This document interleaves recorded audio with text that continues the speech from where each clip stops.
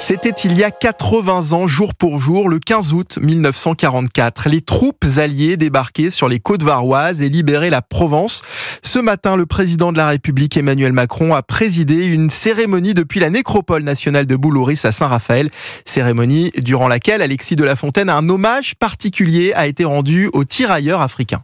Commando d'Afrique, fier commando. Le 15 août 1944, 260 000 Français débarquaient sur les plages de Provence. Parmi eux, 52% étaient issus des pays africains. Une mobilisation saluée par Emmanuel Macron. Avec cette audace bravache et avec cette force irrécusable, leur rendre hommage aujourd'hui, c'est saluer ces hommes qui sont nos héros. Parce qu'ils se sont hissés au-delà de la peur et de l'impossible. Pour l'occasion, plusieurs pays africains comme le Maroc, le Togo ou le Bénin sont présents aujourd'hui à Saint-Raphaël.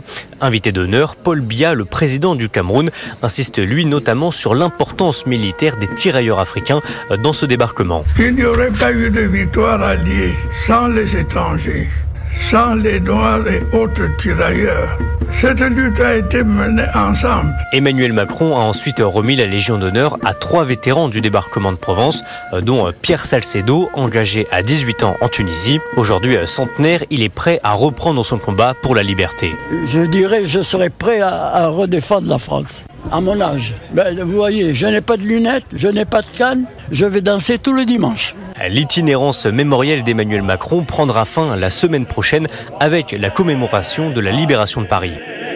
Contre nous de la tyrannie, l'étendard sanglant élevé. Alexis de La Fontaine depuis la nécropole nationale de Boulouris à Saint-Raphaël pour Europe 1.